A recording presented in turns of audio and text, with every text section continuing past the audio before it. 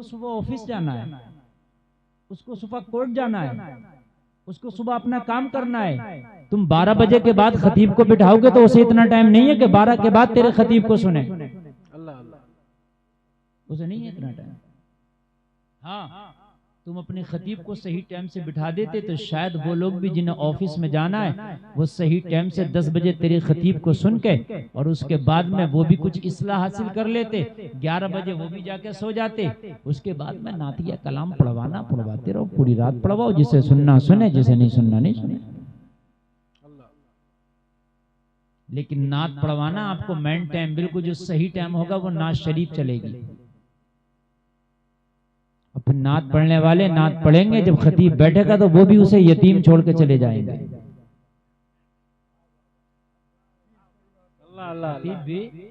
वो खतीब भी यतीम की तरह रह गया बेचारा, और वो भी चले गए।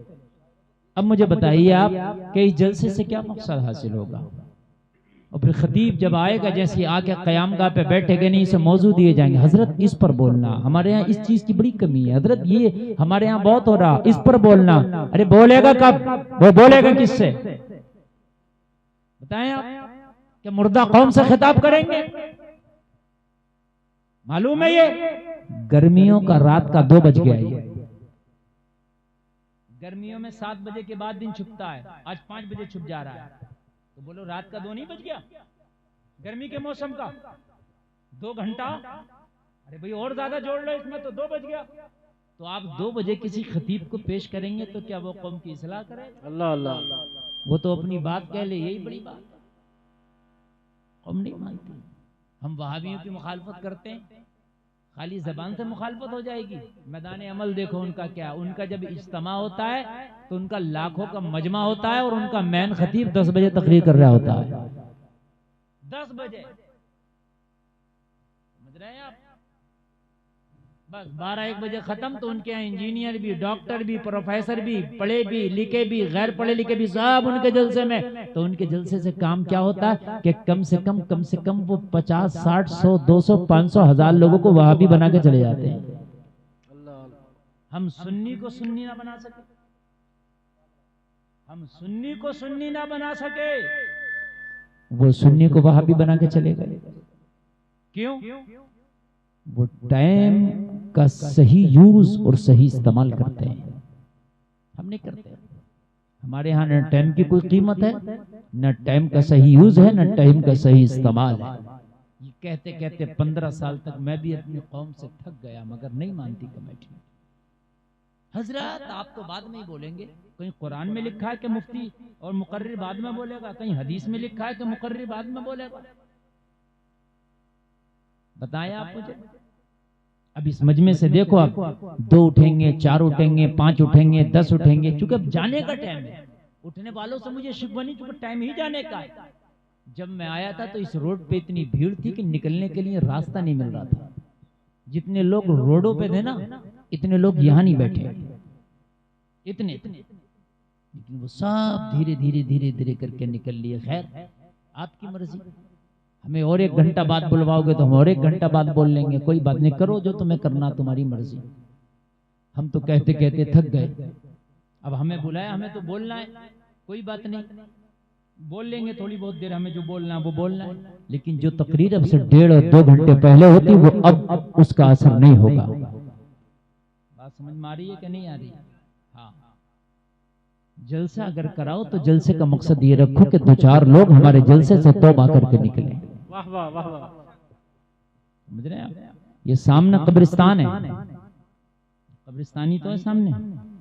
इसमें कब्रों में जो कब्र वाले हैं, खुदा की कसम चीख चीख के कह रहे होंगे, ए दुनिया वालों तुम क्या कर रहे हो?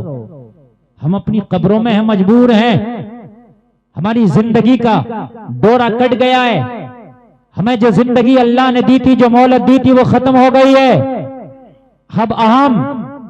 अब हम बरज़खी मामलात में है। और दुनिया वालों तुम्हारे पास अभी मौका है, मोहलत है, तुम्हें अल्लाह ने कदम हिलाने की, जबान हिलाने की, देखने की, सुनने की, बोलने की ताकत अता की है। अपनी इस जिंदगी का इस्तेमाल सही कर लो, वरना तुम्हारी भी कोई हमारे बराबर में कब्र है जो इंतजार कर रही है। अल्लाह अल्लाह अल्लाह तुम्हारी भी कोई हमारे बराबर में कब्र है जो तुम्हारा इंतजार कर रही है। और दुनिया में जमीन के ऊपर चलने वालों, तुम्हें पता नहीं हमने कब्र के हालात देख लिए हैं। इसमें बड़ा सख्त अजाब है, ये घप अंधेरा है, इसमें कोई विंडो नहीं, इसमें कोई रोशनदान नहीं है, इसमें कोई रोशनी का इंतजाम नहीं है। इसमें सांप है, इसमें बिच्छू है, इसमें कीड़े हैं, इसमें मकोड़े हैं, इसमें तन्हाई है। ये दुनिया में ऊपर चलने वाला तैयारी कर लो, इस कब्र में आने की। बड़ा खतरनाक घर है ये। अल्लाह अल्लाह अल्लाह। ये चीख चीख के कह रहे होंगे, लेकिन नहीं सुन पा रहे तुम।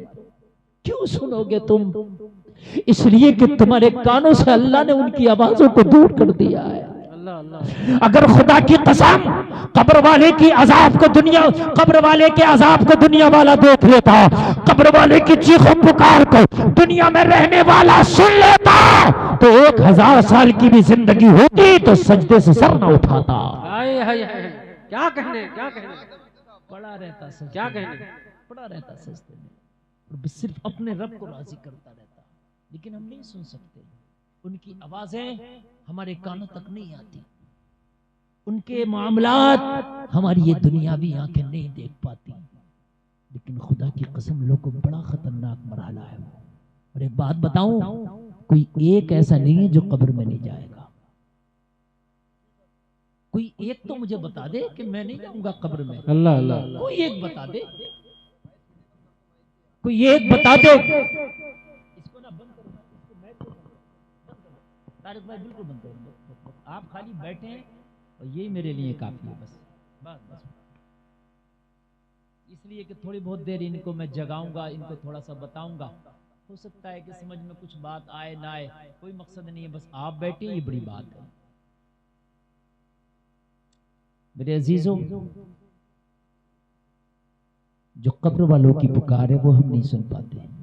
काश हम सुन लेते। आपको मालूम है, उनका अजाब भी हम नहीं देख पाते, काश हम देख लेते। और कोई एक तो हो जो कब्र में ना जाए, कोई एक तो। आपके जहन में सवाल उठ रहा होगा, हजरत जिनकी बॉडियां नहीं मिलती हैं वो हाँ कब्र में नहीं जाएंगे, तो कौन कहता है जिसकी बॉडी नहीं मिली मरने के बाद कहीं तो होगी उसकी बॉडी, जहां उसकी बॉडी है वही उसकी कब्र। बहुत से लोगों को मरने के बाद फ्रीजर में रख दिया जाता है, वो उसकी कब्र। बहुत से लोगों को समंदरों में डाल दिया जाता है, वो उसकी कब्र। अल्लाह कादिर मुतलक है, तुम कहीं भी रहो, तुम पर अजाब भेजने के लिए उस रब को किसी चीज की मोहताजी नहीं है। वो जहां चाहे, जब चाहे, जिस हाल में हो, जिस तरह से चाहेगा अजाब भेज देगा। तो जलसा में आने वालों, मरने के बाद कब्र है तो है तो है। अब मुझे बताओ कि उस कब्र में क्या होगा? उस कब्र का एक बार जरा सोचो यार। ये चीख रहे होंगे, ये कब्र वाले पुकार पुकार के कह रहे होंगे, हाय उसकी महफिलों में ये घूमने वालों, एक दूसरे की बेटियों को तकने वालों, ये कब्र से कह रहे होंगे चीख चीख कर, तुम्हें पता नहीं है आज जो तुम उसके नाम पर दूसरे की बेटियों को तक रहे हो, कल तुम्हारी इन आंखों में जब जहन्नम की आग में सलाखें गर्म करके आगों में तुम्हारी आंख में डाली जाएंगी तो तुम्हें पता चलेगा कि खैरों की बेटियों को खैर को देखने का मतलब क्या था। आज तो क्या हो रहा है? जलसा हो रहा है। कुछ लड़कियां वहां खड़ी हैं, कुछ औरतें वहां खड़ी हैं, कुछ नौजवान मंचले उन्हें टक रहे हैं, और उसके बाद में देख रहे हैं दुकानों पे जो है तांते लगे हैं, वही लड़कियां खड़ी हैं, वही लड़के खड़े हैं। अरे हो क्या रहा? तो उनसे दिलावर सा हो रहा। तुझे शर्म नहीं आती कि ये खैरों की बेटियों को तकता फिर रहा? क्या उनसे दिलावर सा खैरों की बेटियों को तकने का नाम है?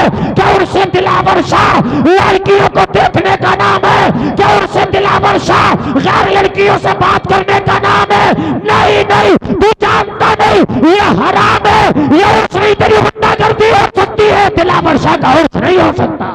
नारे तकबीर, खड़े होकर नारा लगाइए, खड़े होकर नारे तकबीर, नारे रिसालत, मसलके आला हजरत हजरत अल्लामा मुफ्ती गुलफाम रामपुरी, नारे तकबीर, नारे रिसालत। वाह भाई वाह, बहुत अच्छा। दमदार दमदार खिताब, वाह। आप अपनी जबान से आप किसी को नाम दे दो तो तुम्हारी जबान का नाम दिया हुआ नाम नहीं हो सकता।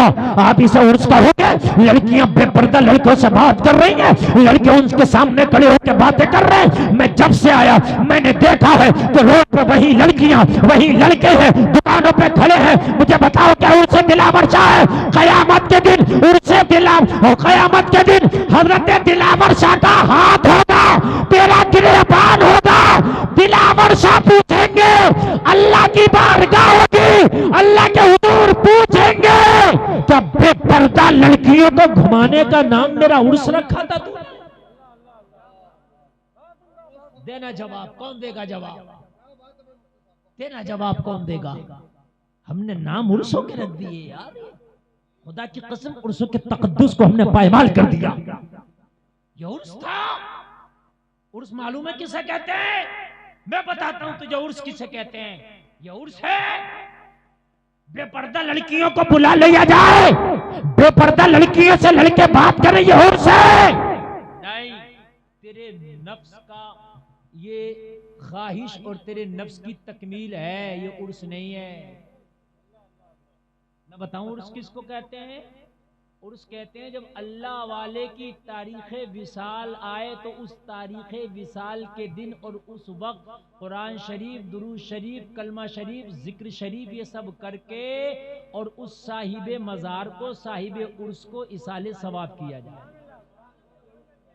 ये उर्स है, ये उर्स है।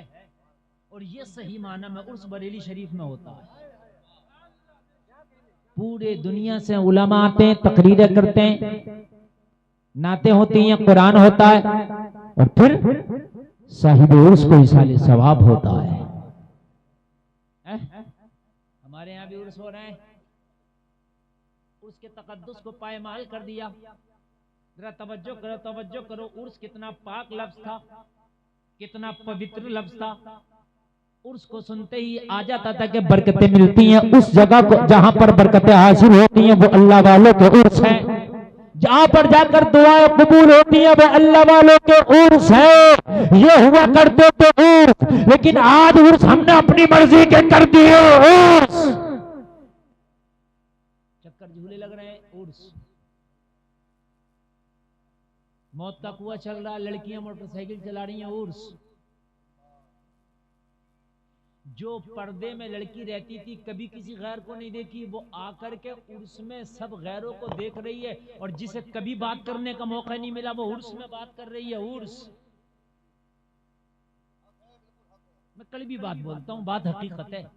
अगर कोई ये कहे मौलाना झूठ बोल रहा तो 50 उर्स दिखा दूंगा, तकरीर करना छोड़ दूंगा कि उन 50 उर्सों में खुदा की कसम उर्स नहीं बल्कि जिना के अड्डे बना दिए गए।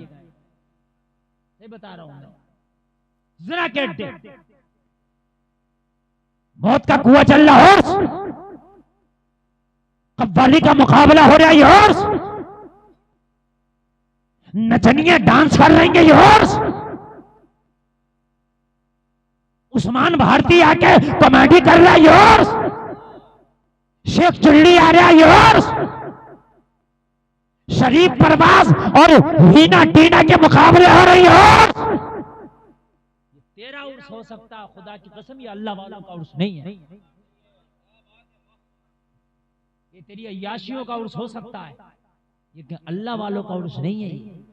ये तो अल्लाह वाले तुझसे पूछेंगे कयामत के दिन कि जिन चीजों से हम नफरत किया करते थे, जिन चीजों से हमें तकलीफ थी, वो हमारे उर्स पर, हमारे मदार पर, हमारे नाम से कराया था तूने। इधर आ, अल्लाह की बारगाह होगी, तेरा गिरेबा होगा, हिसाब होगा पूरा। ये अल्लाह वाले जाने नहीं देंगे। ये कमेटी वाले भी खड़े होंगे, सबको बुलाया जाएगा, इधर आओ। और जिन्होंने ये चंदे दिए वो भी खड़े होंगे, इधर आओ, आओ इधर। और ये तुमने इस अल्लाह वाले, तुम क्या समझते हो कि हिसाब ना होगा? इलैहि फी यौमिन काना मिक़दारुहु 50 अल्फ सना, 50,000 बरस का दिन इसीलिए रखा कि तेरे जर्रे जर्रे का हिसाब होगा। क्या समझता है कि मैं जो करके निकल जाऊंगा? हो गया, मैंने उर्स कराया था, तेरे उर्स का हिसाब होगा तुझसे। दे उर्स का हिसाब दे इधर।